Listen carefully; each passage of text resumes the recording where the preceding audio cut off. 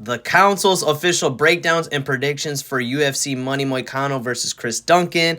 I'll give you guys what I think on the fights, who I'm taking, and I'll compare myself with the market and show you where I'm at and where y'all are at. So let's get started. This first fight right here is actually very close. I don't mind if you want to take Gato here because of her odds. I think it's pretty close either way. But I'm going to rock with Barbosa here. I feel like she's going to find a way to get it to the ground in this smaller cage and squeak out a decision. So official play is Barbosa. Also, don't mind decision. As you can see, very close, slowly starting to get even here. I mean, 54 to 46. I mean, very, very close, but still rocking with Barbosa. Next up, Bakoyev versus Gore. Not much I'm going to say here. Gore, 5-4 record. Bakoyev, I know he lost to Belgori, but prior to that, 8-fight win streak. And Belgori is doing what he's doing right now, which is crazy. So give me Bakoyev and Bakoyev by finish. Big time favorite, not much change. 83% for Bakoyev. We're rocking with it. I'm going to go with Pereira here versus Cohen. Look, Cohen is a stronger fighter, but I think Pereira here is still young, still developing. She got that UFC jitters out of her way. She throws looping hooks and stuff like that. She has power to her. She is a fight finisher, but I'm expecting a big step up in improvement in technicality here from Pereira. So let's see if it happens, but I'm going to go with her. Now, a little switch up here. I mean, Cohen was the favorite, and now she's dropped down right here, so the market's kind of agreeing with me. There was a big spike here up early, but 54-46, still very close. Now, yes, I have a lot of words like finish, KO, spread, and decision, so we'll start off here with the finish. Doesn't go the distance. I think somebody gets finished here. Both of them are very old and late in their careers. They're both on losing streaks. I'm not too high on either of them right now. But Flowers is a win by the sword, die by the sword kind of fighter, so I'm expecting a finish. So a lot of people are actually taking Veneta here for 67%, and 33% for Flowers. I don't mind a little upset take on Flowers being the slightly younger fighter, but I don't know, man. It's not an easy one to read on, but go ahead, pick who you want. Maybe Veneta stays away from that power early, Flowers gasses, and Veneta just grabs a sub. But we'll see. Yes, I am going to take Nickel here, and no, it's not a great pick. I just think he was doing really good on the regional scene, had a few slip-ups right here, but something's telling me just take the underdog for fun. Not a confident pick. Not a confident pick. Costa 77%, Nickel's 23%. I'm willing to risk my all-time record on this one for fun, but give me Nickel.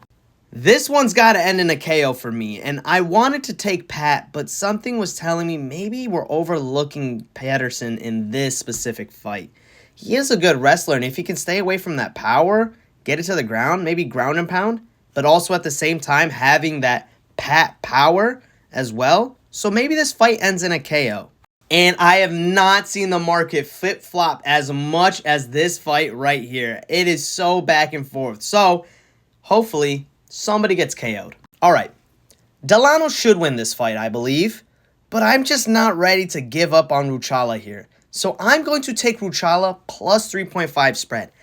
If it goes the distance, I don't think he gets 30-27 every single round from every single judge. Maybe he keeps it close. Maybe he upsets and get a win here.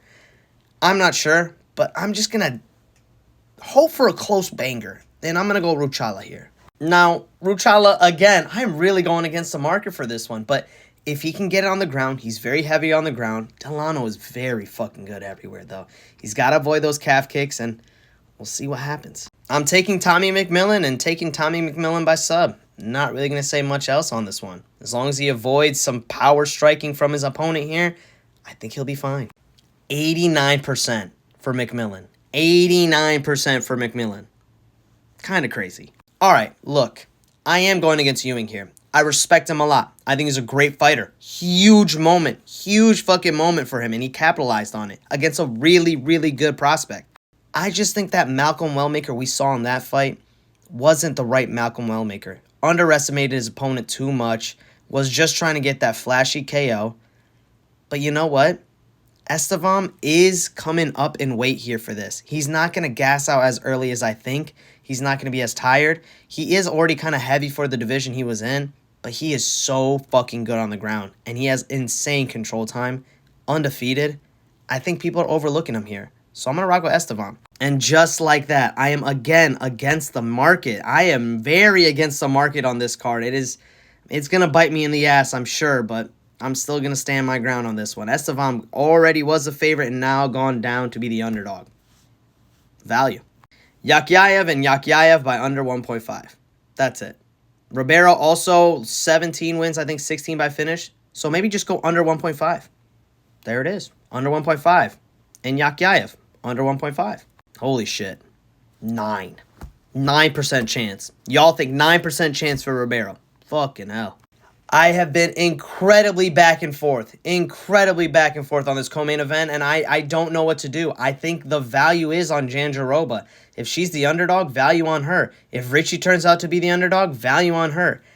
I just think it goes decision. Maybe you take a plus 3.5 for whoever is the underdog here. I don't mind it. I think a close decision. I know Jandiroba is going to want to get it to the ground, but I think Tabitha Ritchie is going to stay very hip to that. I think she's going to keep it on the feet as much as she can, but if it does get taken to the ground, I think she's going to use her Brazilian BJJ as a defensive mechanism to get out of that ground game and get back on the feet, but Tabitha's very good on the ground as well, so we'll see. And just like that, the favorite, switch, and I expected this. Earlier in the week, I really expected this. I was like, no way Jandiroba's the underdog. So if you got her early, proud of you, but man, close fight. I love me some Money Moicano, yes I do, but I think it's time that Chris Duncan puts him out. Chris Duncan has fought former teammates, and these guys are teammates. I'm going to take Chris Duncan and him by finish in under 3 rounds. I think he gets it done in under 3 rounds. I think it's going to be a knockout or a sub. Don't mind either one, but I'm leaning towards knockout for Chris Duncan. Money Moicano can't afford to lose, so there's that 37% chance. You want to take it, go ahead, but 63%. I'm going to go with Chris Duncan to get that KO. So there you go. Those are the official picks, breakdowns, predictions. Compare myself to the market. Very against it this time, but hey, let's have some fun this weekend.